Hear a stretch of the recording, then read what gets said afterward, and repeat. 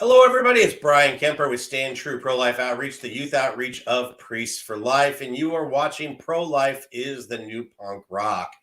I'm excited today to have our guest, Carol Tobias of the National Right to Life. I will be going to the National Right to Life convention in just a few weeks to be speaking there, along with Father Frank Pavone and many other great pro-life voices. But I wanted to today talk about what it's going to look like doing pro-life work in a post-Roe America. And we're going to be talking to lots of different organizations about the work that they're doing. But obviously, National Right to Life being one of the original and biggest organizations, I wanted to have Carol on. So, Carol Tobias, welcome to Pro-Life is the New Punk Rock. And I'm sure this might be the first punk rock related show you've ever been on. Is that? It is. I've done a lot of shows, but not quite like this, but I love it. So thank you for having me on. Now, I would probably also be one of the, I've been for years and years coming to the convention. I'm probably the first punk rock type tattooed, pierced, mohawk wearing speakers that we've had at National Right to Life. Would that be a correct assessment? That would be accurate, but everybody loves you, so we want you to keep coming back. And I love that there's such a diversity there. There's such a diversity of people from every different faith, and even people that don't hold a faith tradition, but Right. but understand the humanity of the child in the womb and how important it is to protect. And I think it's something that I've really enjoyed about the National Right to Life Committee is that variety of people. We do. We're open to anybody who wants to protect unborn children, who wants to help their moms. Of course, we have the additional assisted suicide, euthanasia aspect. We Mhm. don't want people to die in that manner either. But the convention's open to anyone who just wants to learn more about how to save lives. And I think it's a great gathering of people from all over the country. Absolutely. Absolutely. So we have the National Right to Life Convention coming up in a few weeks. I'll be there. I'll be speaking. And Father Frank Pavone, my boss, will be there speaking. You'll be there. And there's always, I look forward to seeing like Ernie Olaf and all the different people there's just so many people, Jackie Reagan and everybody that you get to see. That's one thing about pro-life conventions or the March for Life. It's like, I always hear people talk about, oh, it should be a somber thing. And yes, it's very much a somber thing that we show up in DC for the March for Life, but it's also a way to be sort of reinvigorated when you get to hang out with people that are like-minded and do this work, but you only get to see a couple times a year. So that's one of the things I definitely look forward to at the convention, but always hearing new speakers and new things and new ideas and new ways. And I know like National Right to Life Convention was one of the first places that really pushed social media in the pro-life movement, bringing in like Steve Hertelt and different people that talk about how we can use social media to reach out. And I think that you guys have always brought in people that a lot of people may not, bring into their pro-life events. And that's something that I really do enjoy about the convention too. Well, we've tried to bring a variety of speakers.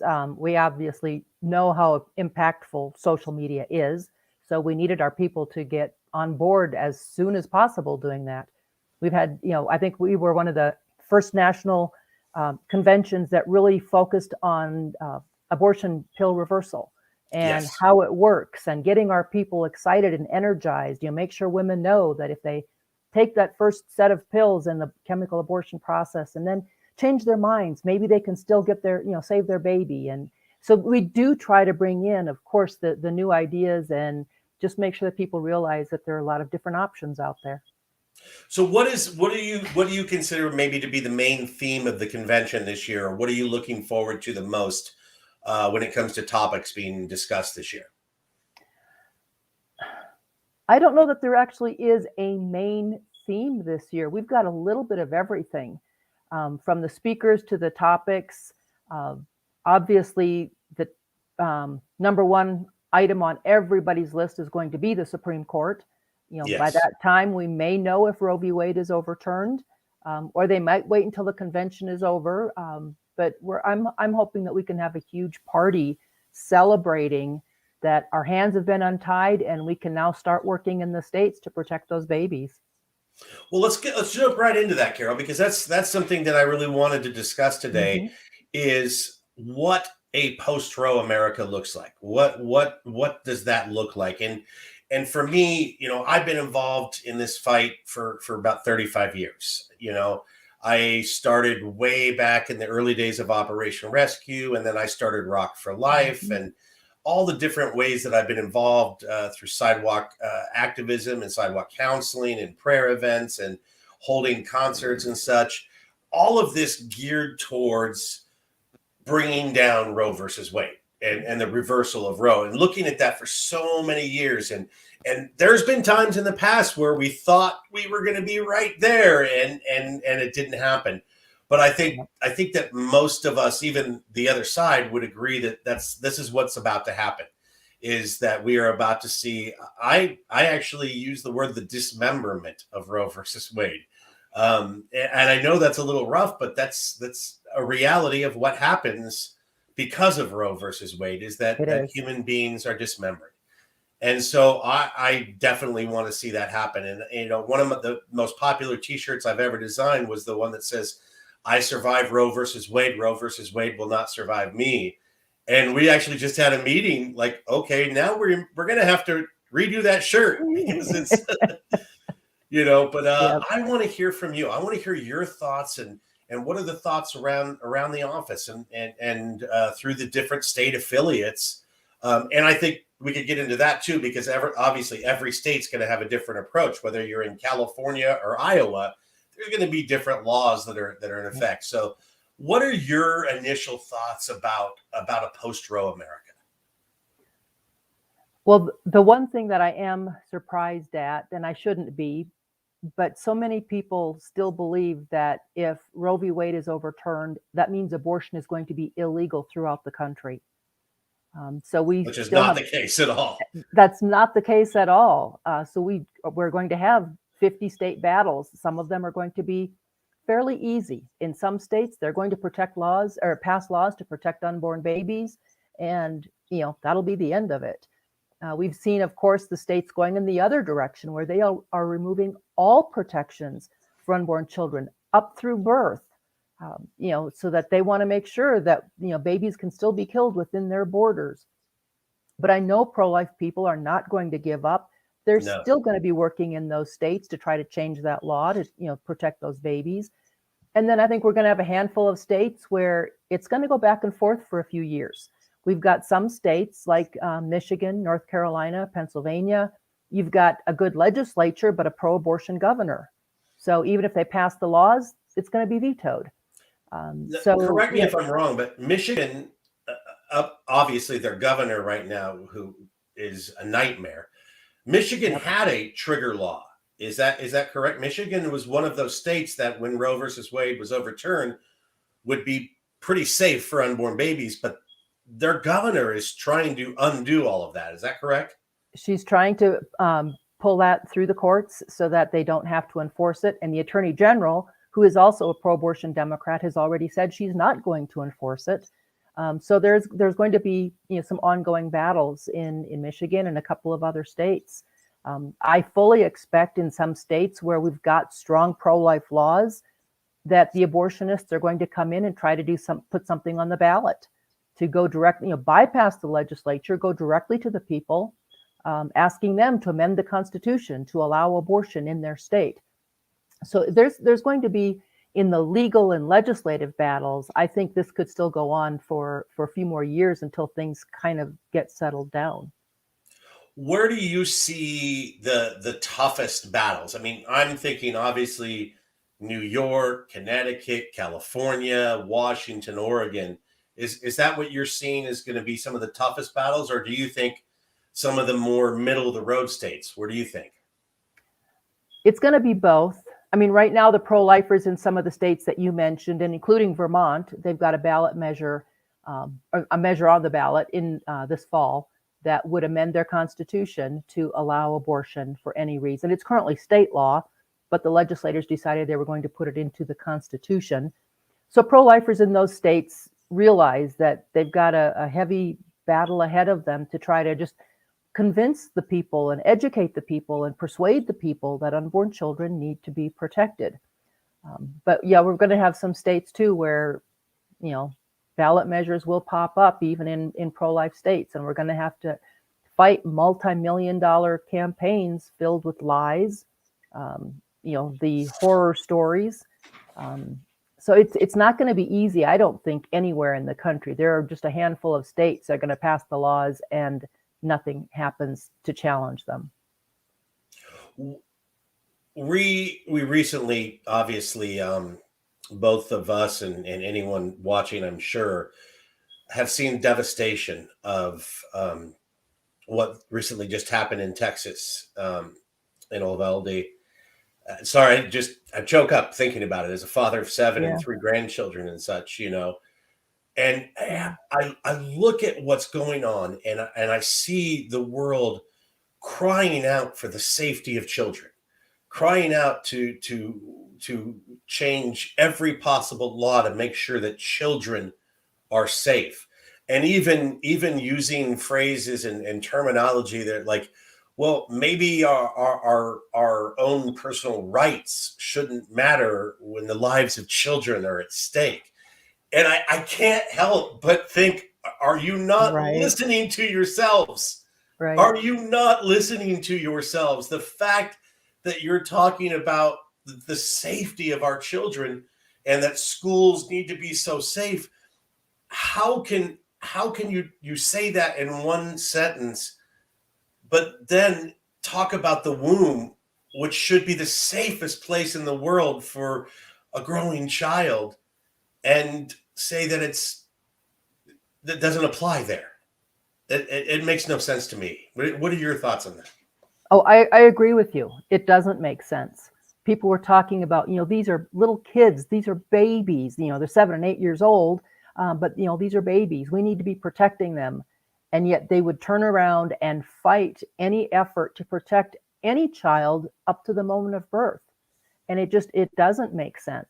But maybe we can, I don't want to use this because we've got a tragedy and people are grieving. But it would be a nice way of kind of waking up the country to saying, well, let's protect all children, those from the moment of conception, up to whatever age. But yeah, absolutely, it doesn't make sense. And it's amazing because 2 weeks ago, I was out at the Supreme Court. I was there the day after the leak came out. And I went there to stand up and to be a voice. I'm an activist, and I decided I was going to try to be as quiet as possible. I wanted to just hold my sign. I didn't want to get into yelling matches. I didn't want to get into the screaming matches that every camera wants to see so they could show the angry pro-lifer, especially, a 54-year-old white Catholic man. Right. But what blew my mind is I asked a couple of the pro-choice people that were there. I'm like, hey, can we have a conversation? Can we just sit and talk? Mm-hmm. And a couple of them would sit down and we would talk, and we would go through different things.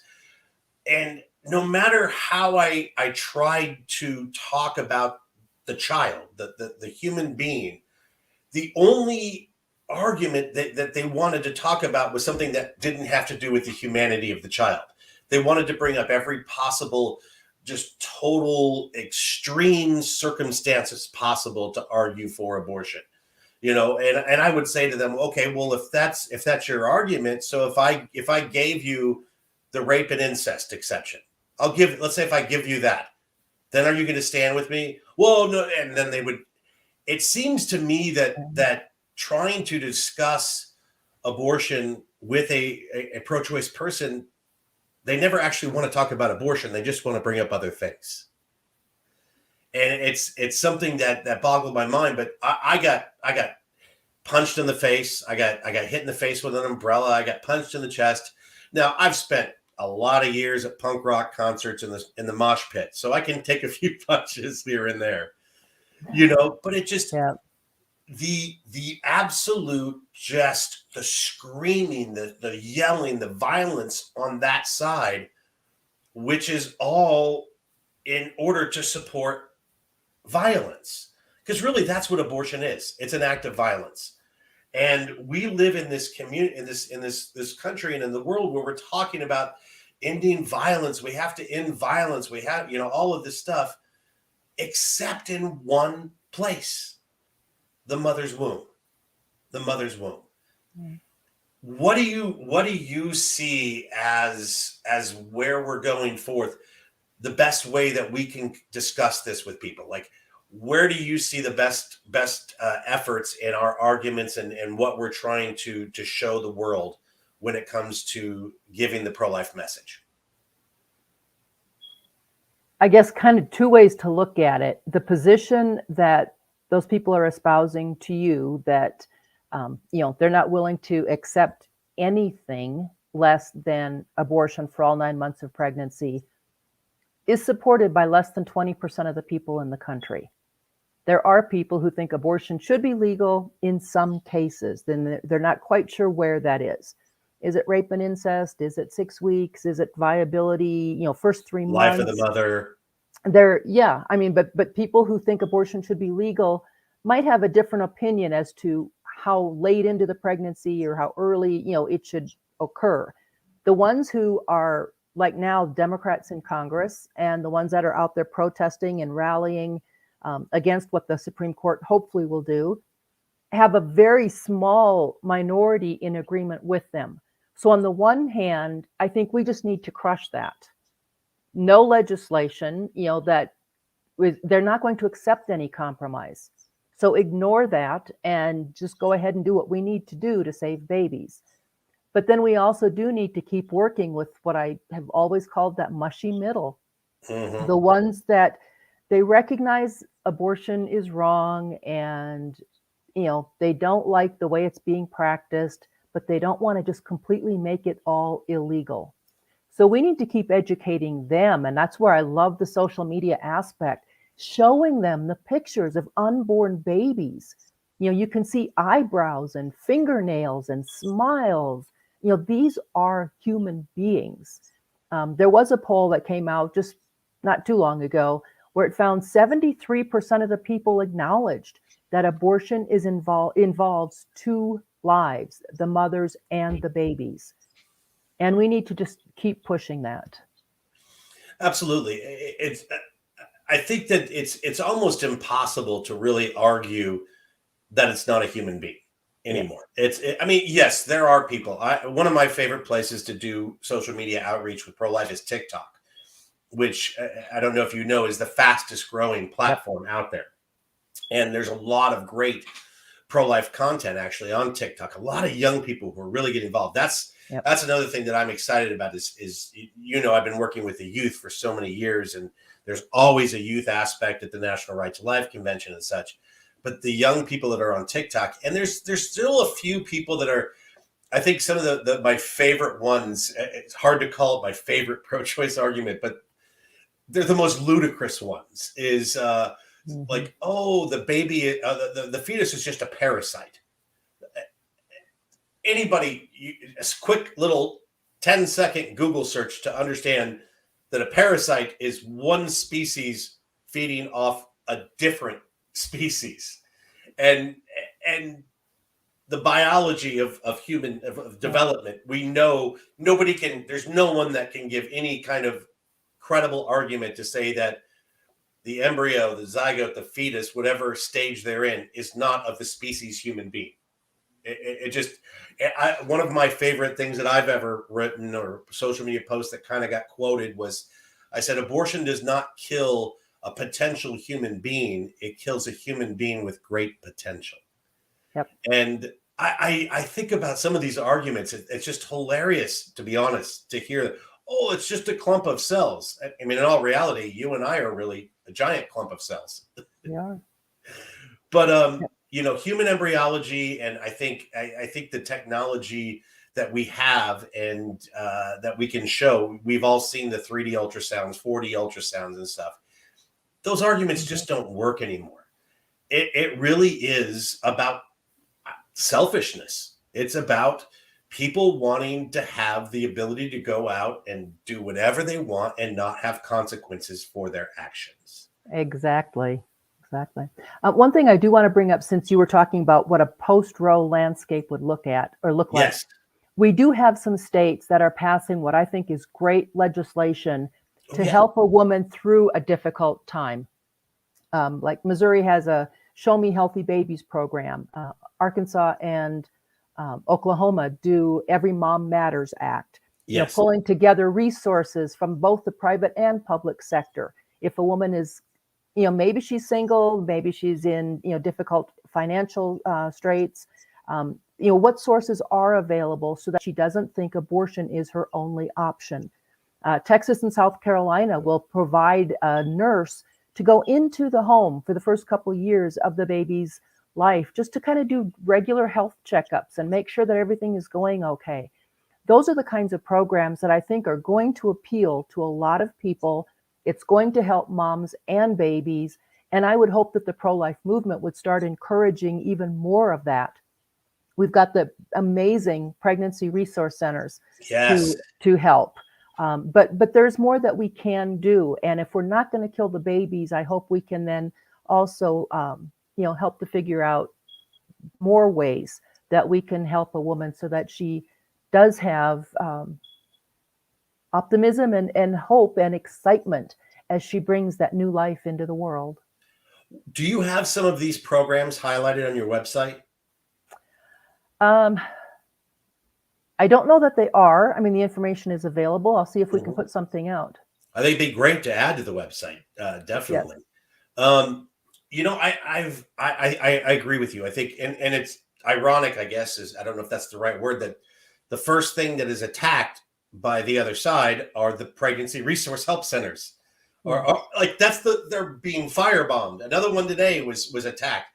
It's like they're so upset about being pro-life, and they always claim, oh, pro-lifers only care about the baby in the womb. Then they don't care ever again. Once the baby's born, we don't care.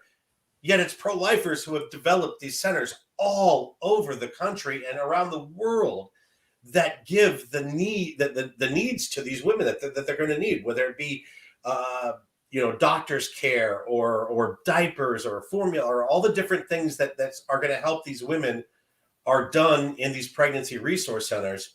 Yet the other side wants them shut down because they don't offer abortion. A baby who survives difficult circumstances is a failure to them. They want that baby dead, and there's no other kind way to say it. They want the baby dead. And if someone is going to help a woman through a tough time so that baby can survive, they've become the enemy. And it's really sad. Doesn't sound very pro-choice, does it? There is no choice. No. Death and abortion is the only option that they will support and acknowledge. Absolutely. One of the things I have said for years that's very controversial, and You? me, is that Christians cause abortion a lot of times. And I want to make sure I clarify that. I'm going to be speaking, and you invited me to speak this year about this.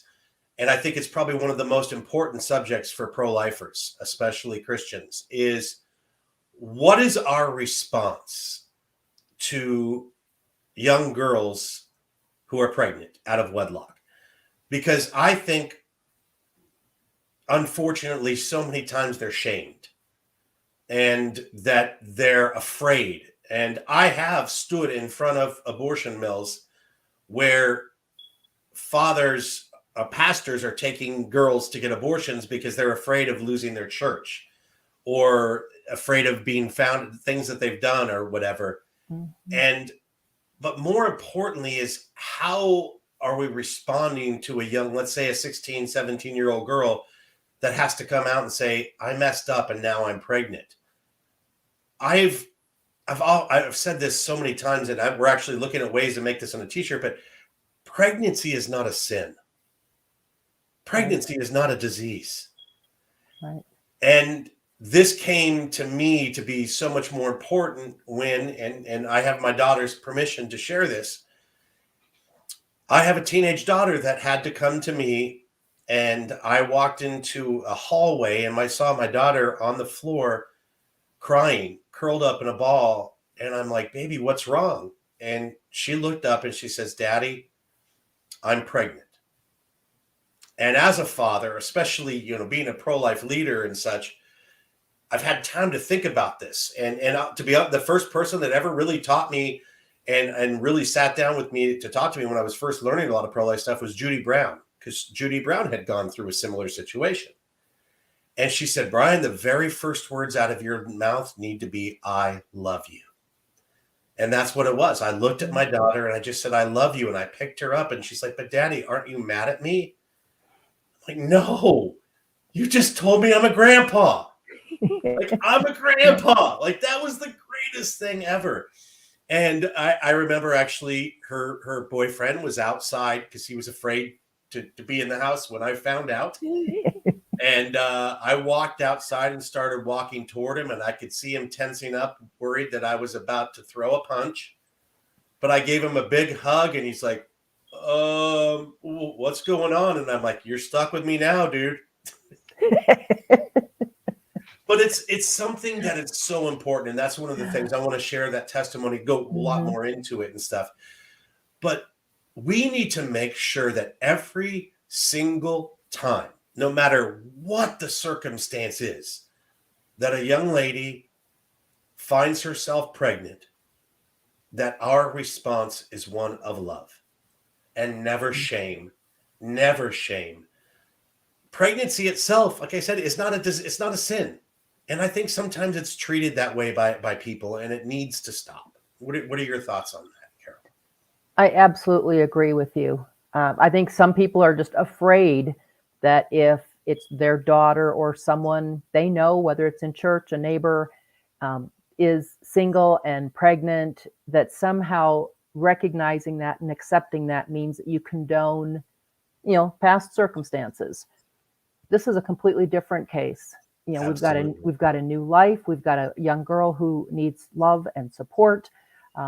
I love your response to your daughter, and I would strongly encourage anybody listening to seriously think about giving that same response if they're in that same situation, but also for the young girls, if they're in that spot, maybe their parents are not going to respond the way you did, but you've got a new life inside of you. Find the strength and the courage to protect your baby, to fight back, and reach out to the pro-life movement. Look up pregnancy centers. Look up a local Right to Life group. Find help. There may be some tough moments with family members, but you'll get through it, and you will not regret making a decision that ended your child's life. It's amazing to me, especially when it comes to people of faith, because we always say that God is the creator of every single life. Yet when it comes to a teenager or a situation like that, sometimes we don't react like God created that life. And we're more worried about the act that happened a few months ago, right, than the fact that there's a beautiful, growing human being that's ready to be loved by all of us. And it's something I think we need to rethink very much how that response comes about. And that baby isn't a surprise to God. No, not at all. Not at all. We have only a minute or so left, Carol. I hope everybody watching will take a look, especially if you're in Georgia, if you're near Atlanta, to look at maybe coming to the National Right to Life Convention. But I'm sure that a lot of the stuff from the convention, some of the talks and stuff will be online on the website. Is that correct? Mm-hmm. So they can online are available. Yes. Yeah. So if you want to hear my talk, maybe be on there. I know you guys watch me on this show, so you might be tired of me by now, but there's going to be so many great speakers there. I'm so excited to hang out and to see us celebrating the beginning of the end of this abortion holocaust that is plaguing our world. So, Carol, we're out of time. I would love if you would say a quick closing prayer, and love to have you back on again in the future, but we'll go ahead and close today's show in prayer. Okay. Heavenly Father, we just thank you for this time to visit. We hope that our words have been encouraging and motivating.